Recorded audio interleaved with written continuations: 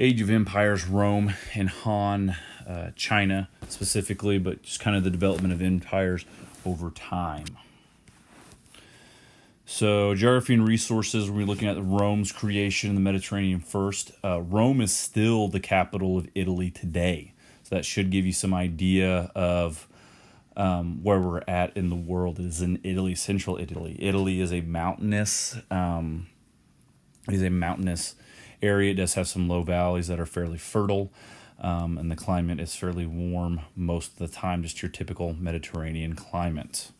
So we're going to look at the Republic of Farmers first. Rome was inhabited at least as early as 1000 BCE. According to legend, it was ruled by 7 kings between 753 and 507 BCE. Kingship was eliminated in 507 when representatives of the senatorial class of large landowners overthrew the last king and established a republic. The centers of political power were 2 consuls that served 1-year terms in the Senate. In practice, the Senate made laws and governed. The Roman family consisted of several generations living under the absolute authority of the oldest living male. This was known as paterfamilias.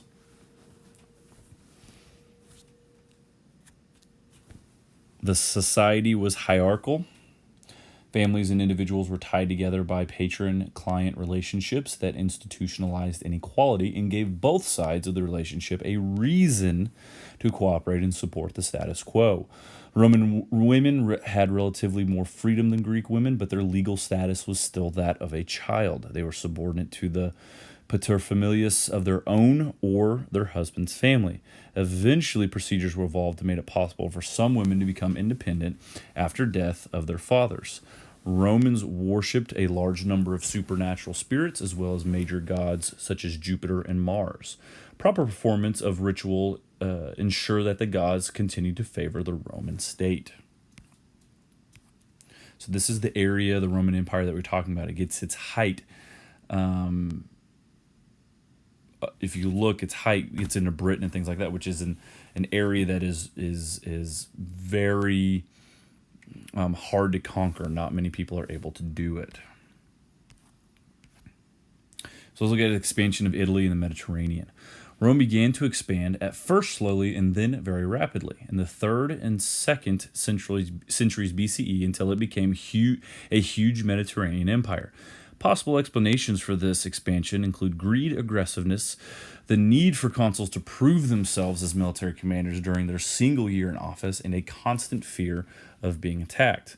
During the first stage of expansion, Rome conquered the rest of Italy. This was done by 290. Rome won the support of people of Italy by granting them Roman citizenship. As citizens, these people then had to provide soldiers for the military. In the next stages of expansion, Rome first defeated Carthage to gain control over the western Mediterranean and Sicily, Sardinia, and Spain.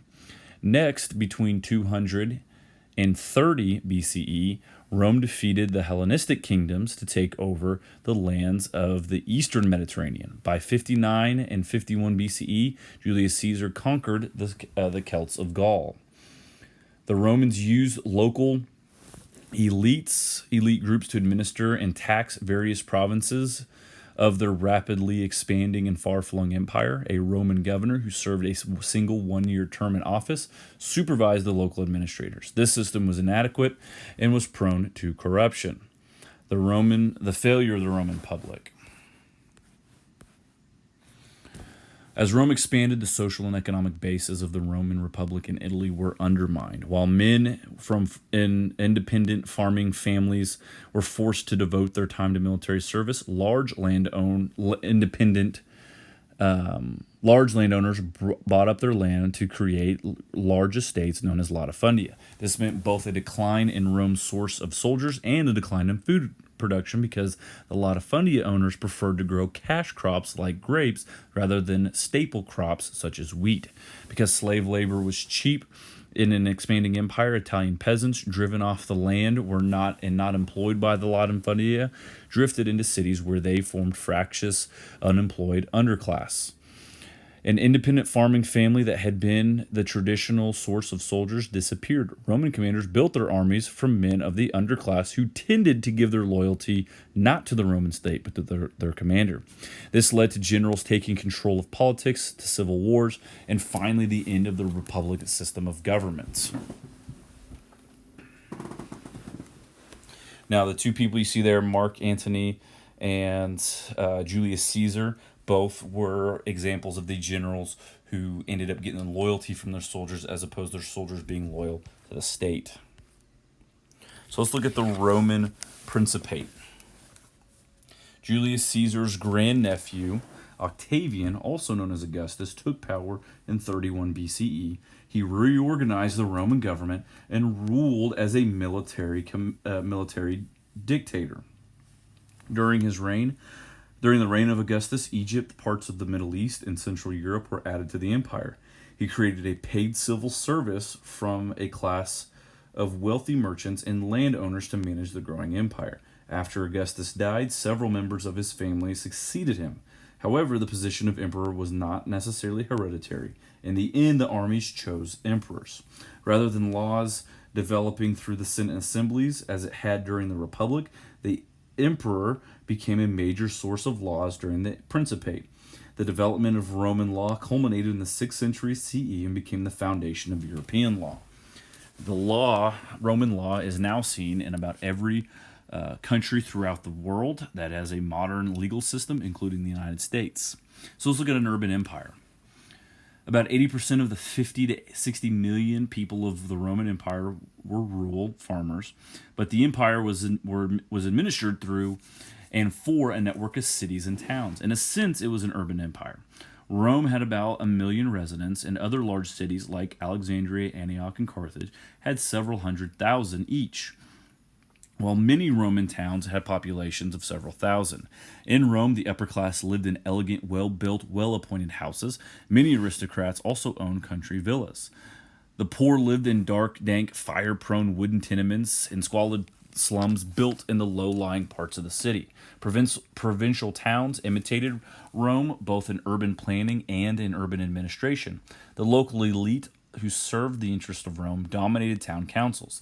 The local elite also served their communities by using their wealth to construct amenities such as aqueducts to get fresh water, baths, theaters, gardens, temples, and other public works and entertainment projects.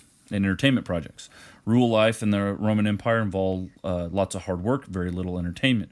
Rural people had little contact with the representatives of their government.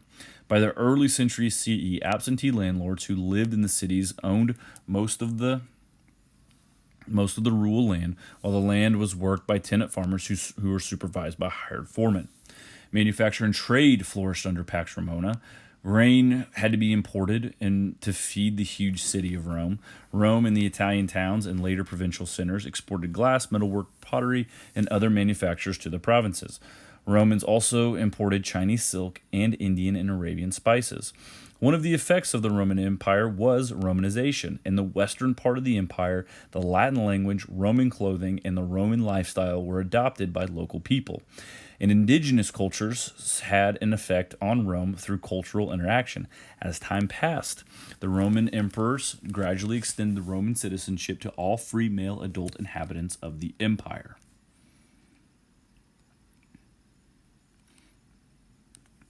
So let's look at the rise of Christianity. Jesus lived in a society marked by resentment against Roman rule, which had inspired the belief that a Messiah would rise to liberate the Jews. When Jesus sought to reform Jewish religious practices, the Jewish authorities in Jerusalem turned him over to the Roman governor for execution. After the execution, Jesus' disciples continued to spread his teachings. They also spread their belief that Jesus had been resurrected. At this point, the target of their proselytizing was their fellow Jews. The target of proselytizing changed from Jews to non-Jews in the 40s to 70s CE. First, Paul of Tarsus, an Anatolian Jew, discovered that non-Jews, known as Gentiles, were much more receptive to the teachings of Jesus than Jews were. Second, a Jewish revolt in Judea in 66 CE and the subsequent Roman reconquest destroyed the original Jewish Christian community in Jerusalem. Christianity grew slowly for 2 centuries, developing a hierarchy of priests and bishops, hammering out a commonly accepted theological doctrine and resisting the persecution of Roman officials. By the late 3rd century, Christians were a sizable minority in the Roman Empire. The expansion of Christianity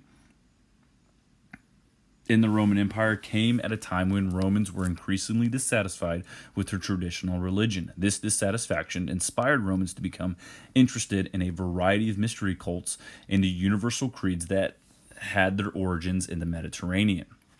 They're going to look at the Byzantines and the Germans. While Roman rule and traditions in Rome died in the West, they were preserved in the Byzantine Empire in the capital Constantinople. The popes of Rome were independent of secular power, but Byzantine emperor were appointed as the Patriarch of Constantinople and intervened in doctrinal disputes. Religious differences and doctrinal disputes permeated by the Byzantine Empire. Nonetheless, polytheism was quickly eliminated. While the unity of political and religious power prevented the Byzantine Empire from breaking up, the Byzantines did face serious foreign threats. The Goths and the Huns on the northern frontier were not difficult to deal with, but on the east, the Sassanids harassed the Byzantine Empire for 300 years.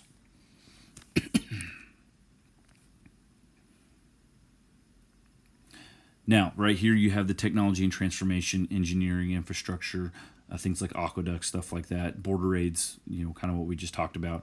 Diocletian's reform. Constantine is the emperor who basically allowed or outlawed the killing of Christians, which is effectively ended the outlawing of Christianity and made it an actual religion of the empire, where Constantine himself was actually baptized in the religion before he died.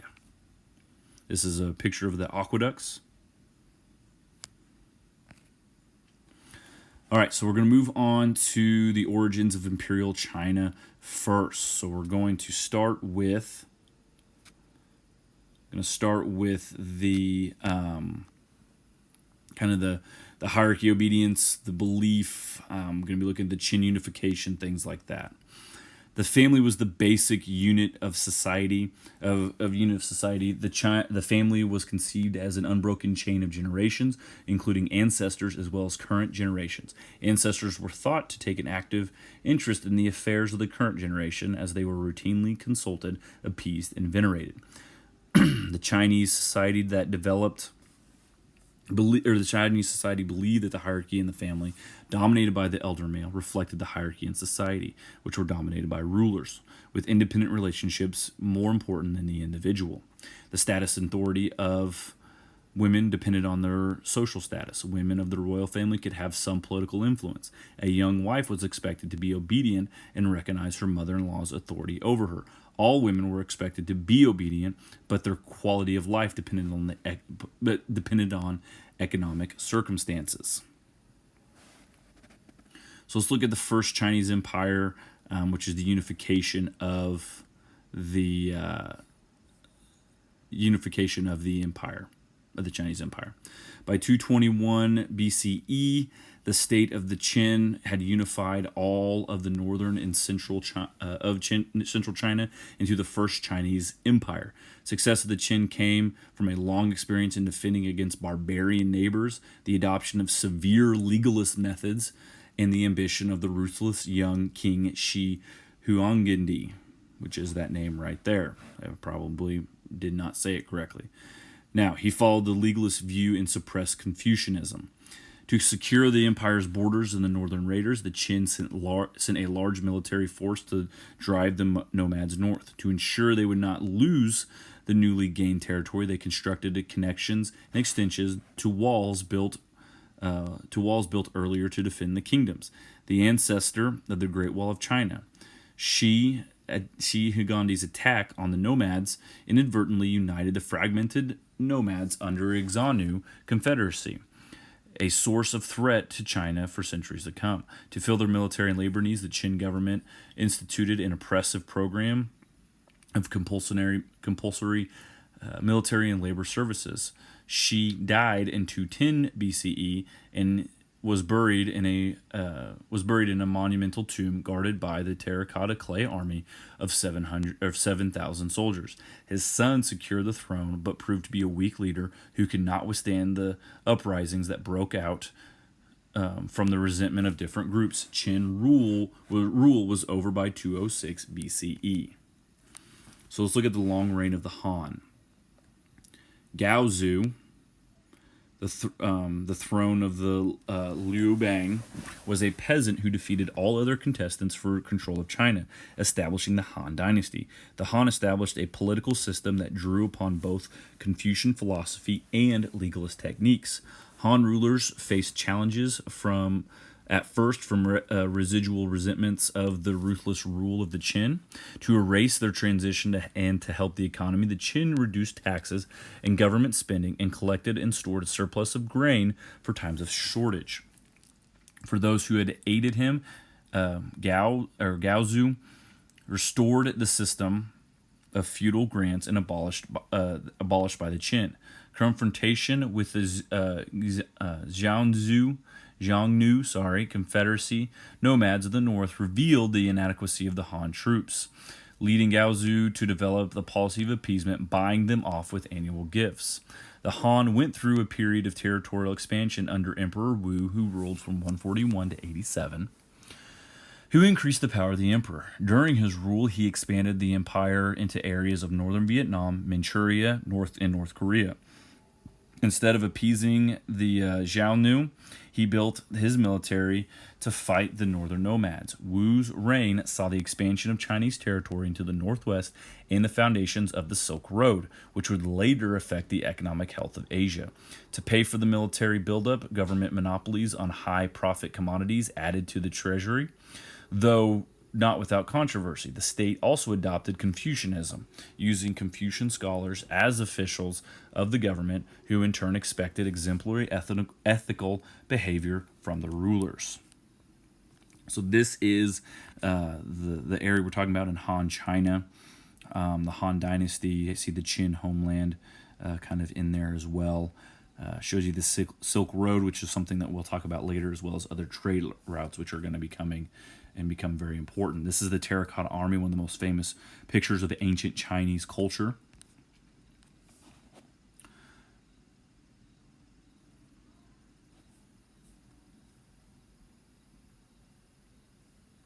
So let's look at the decline of the Han Empire. We've already talked about the Chinese society, family hierarchy, urbanization, that type of thing. So look at the decline of the Han. The ambitious high official seized power from 9 to 23 B.C.E., but was killed in his palace, and a member of the Han royal family was again installed as emperor. At this time, the capital was moved to Luoyang, which is Luoyang. The Han Empire was undermined by a number of factors. First, the imperial court was plagued by weak leadership and court intrigue. Second, nobles and merchants built up large land holdings at the expense of small farmers. Peasants sought to tax relief, reducing revenues for the empire. Third, the system of military conscription broke down, and the central government had to rely on mercenaries whose loyalty was questionable, usually to the highest bidder. These factors, compounded by factionalism at court, official corruption, peasant uprisings, and nomadic attacks, led to the fall of the dynasty in 220 CE.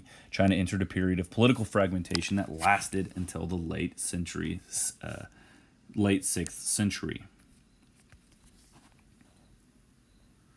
All right, so comparing the two empires, some similarities. The Han and Roman empires were similar relative to agriculture being their fundamental economic activity. Both empires received revenue from a percentage of annual harvest, and both empires strengthened their central rule by breaking the power of old aristocratic families, reducing their land holdings.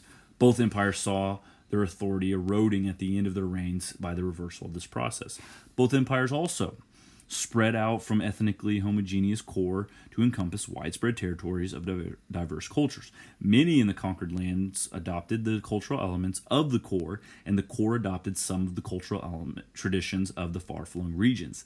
The extent of their empires forced both empires to create a well-trained bureaucracy and to make use of local officials to administer their interests. Both empires also built roads to facilitate military movement and later became routes to spread commerce and culture. While the majority of populations in both empires lived in the countryside, those living in the urban centers enjoyed a more cosmopolitan advantages of the empire. Both empires also faced common problems in terms of defense and found their domestic economies undermined by their military expenditures. Both empires were overrun by new peoples who had been so deeply influenced by the imperial cultures of Rome and China that they maintained some of that culture during their own reigns. So a couple differences. In China, the imperial model was revived and the territory of the Han Empire reunified. The former Roman Empire never again reconstituted. Differences between China and Rome, China and the Rome world can be located in the concept of individual, the greater degree of economic mobility for the middle classes in Rome than in Han China, the makeup of the hierarchy of the armies, and the different political ideologies and religions of the two empires. Guys, if you